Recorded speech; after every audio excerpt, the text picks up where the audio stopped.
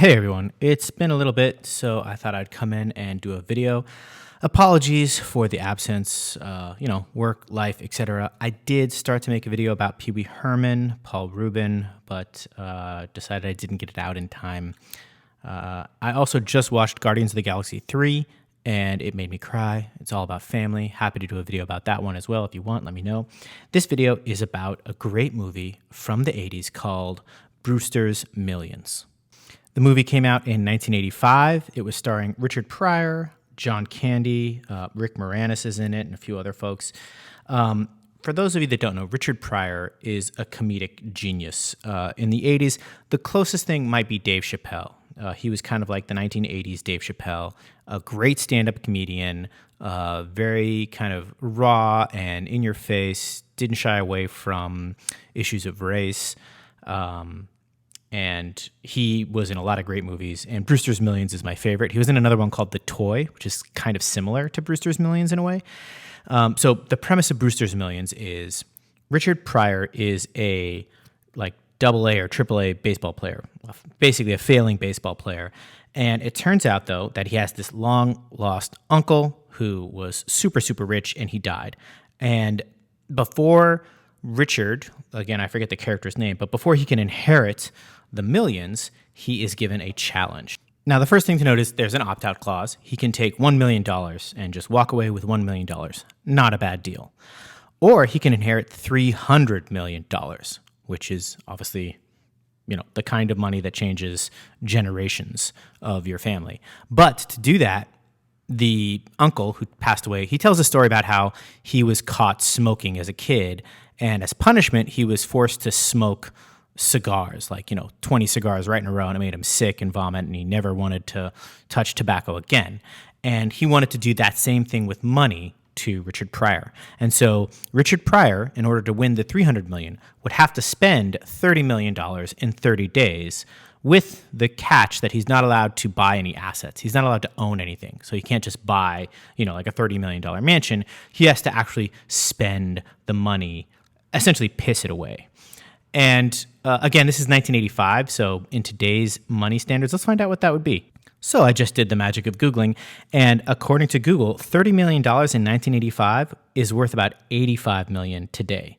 So imagine trying to spend $85 million in the course of 30 days. And again, you can't just buy, a bunch of mansions. You have to actually spend the money. And so a couple reasons why this movie works. One is who hasn't, once you watch this movie or you think about it, you immediately start daydreaming, right? Oh yeah, I could spend, $85 million or again, $30 million in 30 days. And there are lots of things that you would do, right? I mean, he throws a big party and everybody shows up. And it turns out that actually didn't spend that much money. He comes up with my favorite idea is he did buy a collectible stamp. And there's these lawyers who are overseeing to make sure he doesn't break the rules. And at first they think that he's going to break the rules because that stamp is an asset. But then he actually mails something, and he uses that stamp to pay for the mail. So he essentially used the expensive stamp. I thought that was one of the funnier sort of things that you see in the movie in terms of him being clever. Eventually, one of the things he does is he runs for office because he wants to run for mayor, and he doesn't want to actually win because if he wins, then he's got a salary and he's making money. But his slogan for running for mayor was none of the above, meaning he was telling you, don't vote for me, right? He's saying none of the above. And there's a slight political commentary there. And he makes a couple bad investments on purpose. There was one guy who was pitching him of going and taking an iceberg and shipping it to Saudi Arabia. And of course, he's hired, his best friend who was a catcher on the AAA league is like, hey man, don't invest this money in this because it's a horrible investment. The ice is going to melt along the way, but of course he does it, and the company goes belly up in 30 days, which is what he wants. I should note an important thing is he's not allowed to tell anybody about this bet. So his friends all think that he's going crazy, spending money like an idiot, and he is. But of course he knows that the real goal is to inherit $300 million. Which by today's standards, again, is probably around $800 million, right? So again, he's not allowed to tell all these people. There's also a slight love story. I won't go into it. There's one of my favorite scenes as well. I'll even include this clip. Is he hires a decorator, like an interior designer, to design his apartment, right? Because again, that's not an asset, right? He's paying for services. And he comes, he pays the designer top notch. She designs an apartment. He looks at it, he says, nope, don't like it, try again. He comes in, nope, don't try it, like again. He just wants to keep her busy and active and, spending money. And he, one of the last instructions he says is, I want you to design a room that I could die in. And of course, near the end of the month, on day 29 or 30, he's going bankrupt, which is what he wants. And he walks in, and he says he can tell that she has put her soul into designing this. And he says, you know what? This is a room I could die in. And she says, that makes me so happy. It's a shame you can't keep it. And she claps her hands, and all the people that had helped her design it, all the movers, pick up all the furniture and everything, and they start moving it out because he's broke.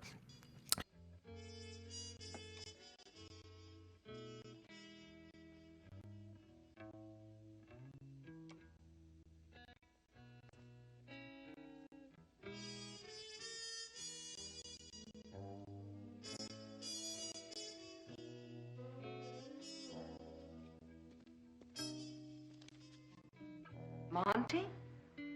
Well, hello. I hardly recognized you.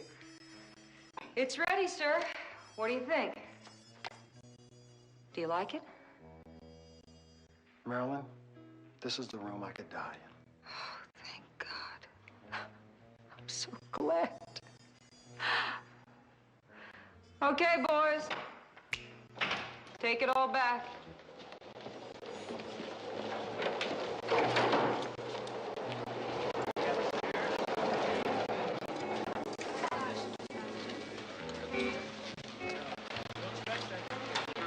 Wish you had the dough to keep it, Mom.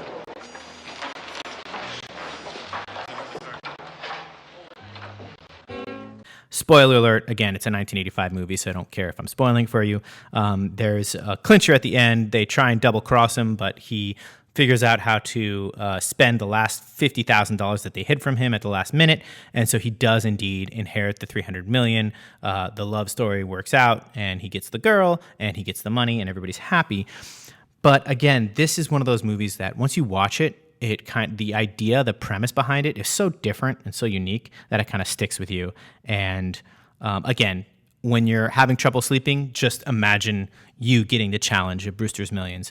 Obviously, it's fun to think about it, without any caveats. Yeah, I just buy a house or whatever. But it's also fun to think about the restrictions. You're not allowed to tell anybody, and you are not allowed to own anything at the end, right? Like, just what can you do? I mean, rent a lot of things. You can rent a car, you can rent a house, but you'd be surprised. Spending, again, by today's standards, $85 million in 1 month would actually take a lot of effort. I mean, yeah, just think about it. Yeah, there's only so much money you can spend in a day. But, Richard Pryor, again, this is a movie where he's a little bit more tame, I should say, or, it's a little bit more made for Hollywood, made for mass distribution. His comedy is fantastic. It's a little bit of a sad story in that he suffered from multiple sclerosis, which is a disease that my family knows. And so I always I don't want to say I had a kinship with him, but I also sort of could relate to him in that experience that he had. He's also notorious in the 80s when he was, successful for like being, high on coke a lot and just sort of partying, which again, he was kind of at the top of his game. So if you've never seen Brewster's Millions, or again, there's a movie called The Toy, totally different, would be a totally different video. I'd have to kind of remind myself about it. But I think those two are actually a Richard Pryor collectible. Like, those two do kind of go together in my mind, but Brewster's Millions was much, much better than The Toy. Anyways, hope all is well, and talk to you later. Bye. Hey, did you like this video? I hope you did. I'm working hard to try and make content for you for free. All I ask is that you like and subscribe. Take a moment, click the little subscribe button. It's not going to hurt you.